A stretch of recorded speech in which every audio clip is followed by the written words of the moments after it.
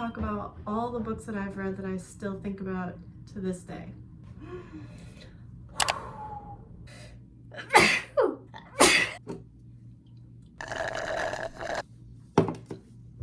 Today we are going to talk about all the books that I have read and that I still think about to this day. These are books that I have rated 5 stars. These are books that the things that I love in a book: good pacing, realistic dialogue, realistic characters. If I can connect, feel, and really be engaged, I'm experiencing what the characters are experiencing, then I'm gonna enjoy it. And these are the books that I have felt that have done that so far. I've only been reading for a couple of years. I really started 3 years ago, but I love reading. Can't wait to keep reading. I'm just really excited to talk about these books. So let's dive right into it. The first book is a trilogy. This was actually the first book that I ever read.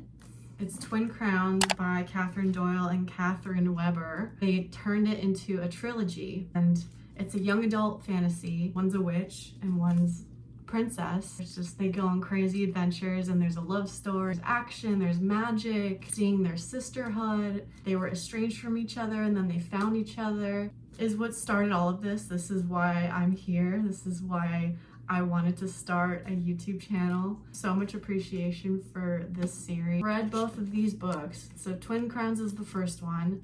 Cursed Crowns is the second one, but I have not read Burning Crowns. I have it on my Kindle. I found it on Libby literally like a few days ago. I'm really wanting to read it so I can finish the series.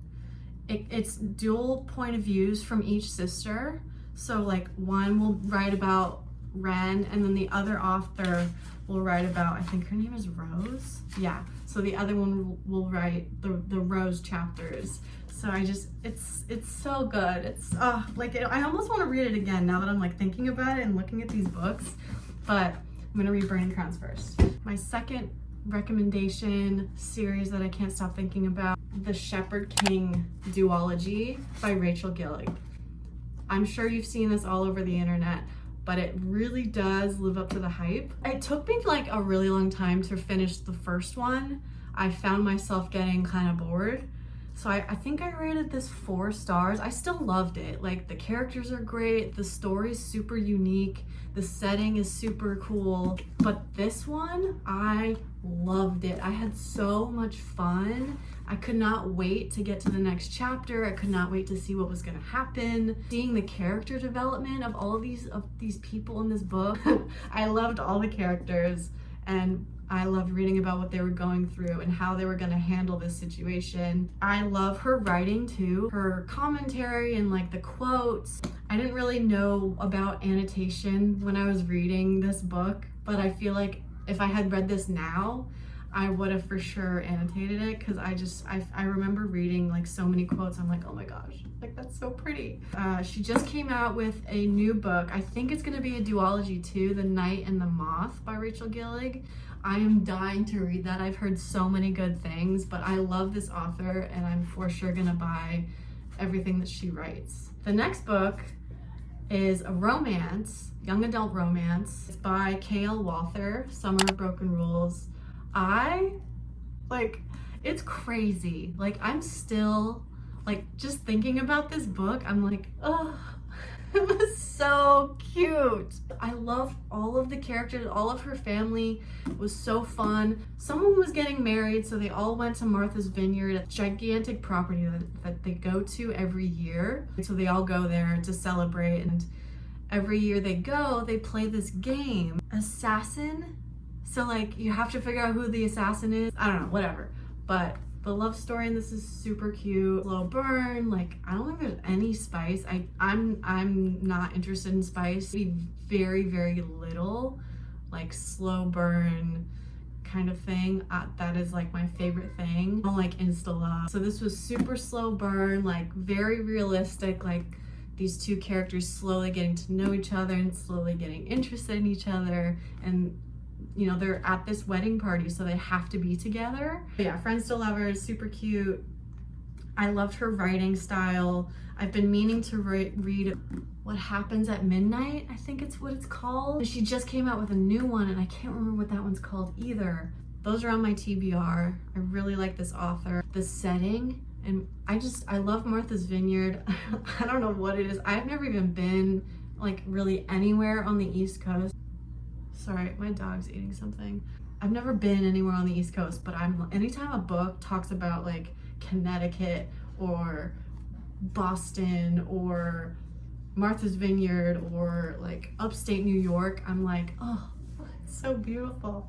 So yes, Summer Broken Rules, love this book, and I rated it 5 stars and I still feel good about that. The next ones are from Harry Potter. I love Harry Potter. I will admit I was a Harry Potter movie kid. I didn't read the books until I was an adult. I committed to reading the whole series all the way through 2 years ago, and it took me like 2 years. I'm not the fastest reader in the world. Out of the whole series, these two are like my absolute favorite. It's so funny. I was looking at my Goodreads reviews. I could not wait to review these books. Like for Prisoner of Azkaban, which is the 3rd book in the Harry Potter series. Okay, so this is what I wrote. 6 stars, best book ever. I've never such a furiously good book before in my life. And then I edited it after I read Goblet of Fire, which I loved even more. Wrote, definitely still a 5-star book, but changing my dramatic 6-star comment due to the fact that Goblet of Fire is so absolutely incredible and might be better than Azkaban. So I was just super loving it. I wasn't sure how I was gonna feel because I've seen the movies like a million times, especially Prisoner of Azkaban. I've watched that movie like probably 20 times. So I was like, oh, I already know what's gonna happen. I know all the characters, I know the plot, I know how it ends. And I definitely felt that way about Harry Potter and the Sorcerer's Stone, the 1st book. I feel like it was pretty like, the movie did not really skip anything in that 1st book. But as you go further into the series and the books get longer, this book is 734 pages. I read a 734 page book. If I was able to finish a 734 page book, that means that it was a really good book. Just her storytelling, the prose and the dialogue and the quotes, it's J.K. Rowling. Like, I don't know what else to tell you. It's so good. It really does deserve the hype that it gets. These are for sure my 2 favorite books in the Harry Potter series. They are a lot of fun. I highly recommend reading the entire Harry Potter series, especially in the fall. Harry Potter to me in my head equals fall. Harry Potter. Still think about it. I kind of want to reread the series, but I have so many other books that I want to read that I haven't read yet, so I'm not really on my like reread era. The next book, I'm still conflicted about it. I don't know how I feel about this book. Like I know I just said that I'm not going to reread books. I want to reread this book.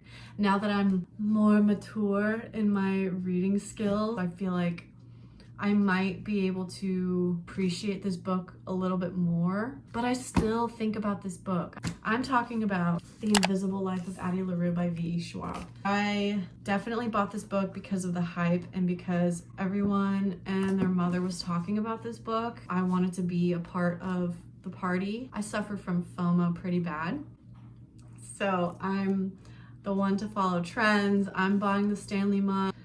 Now I have the Owala. Now I'm waiting to see what's next. But I'm a trend follower for sure. I didn't read it for a while. Like I bought it at Half Price Books and then I didn't read it for like a year. The plot is so unique.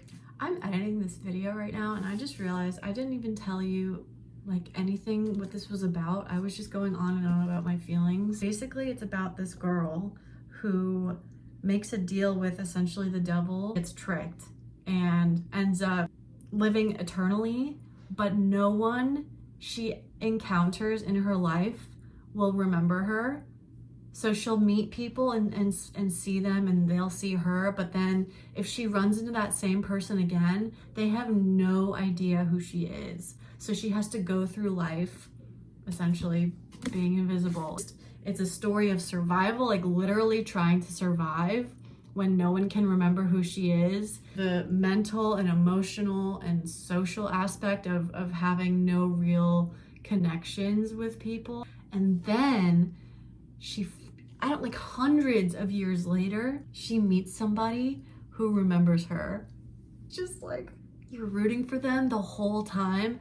And he even has like a weird magical situation going on too. If it's a spoiler, but I'm not gonna tell you what it is. I don't even remember what it is, but he remembers her. Just like, oh my gosh, she goes through life for so many years all alone, and then she finally sees someone who remembers her. Anyways, hopefully you get the gist of it. Back to you. But it was very, very slow. Definitely took me a long time to read, but I still think about this book. Like, I'm still thinking about this girl and all the craziness that she went through, and just the beautiful writing that V.E. Schwab does in this book. I just don't think I was like appreciating it yet, because I was still extremely new to reading. My attention span was not there. If you like fantasy, strong female characters, if you like a really sad love story, the ending of this book made it worth it. So like, the stuff I was complaining about was totally overshadowed by the amazing ending of this book. I think that's why I'm still thinking about it to this day. Like, I remember I was like shocked. That's how it ends? Are you kidding me? Like, that whole thing, and this is what happens? Like, and I still feel that. So if I'm still feeling the feelings that I felt, that's a good sign. In all of these books, the emotions are still here. It's a good book. Invisible Life of Addie LaRue. Magical realism, not so much fantasy. Love this book. Love this book. This book is a Christian nonfiction by Practicing the Way by John Mark Comer. This is a really amazing book for, I would say, newer Christians. I was baptized in 2021, so I still have a lot to learn. This was really helpful in creating more of like a tangible understanding of how to operate in the world as a Christian. This was able to kind of guide me in that, of like how I should be behaving. I love this book. Annotated it like crazy. I'm just talking about books. I like books. You do? Tell us a story about Slinky. Once upon a time. Wow. All right. So those are all the books that I have read over the last few years that I still think about to this day. Let me know if you like or love or hate any of these books. I would love to know what you guys think. Let me know what's on your list. What books are you still like giddy about? What books have you read that makes you feel like, ah! If you made it this far in the video, thanks for sticking around, and I'll see you in the next one. Bye!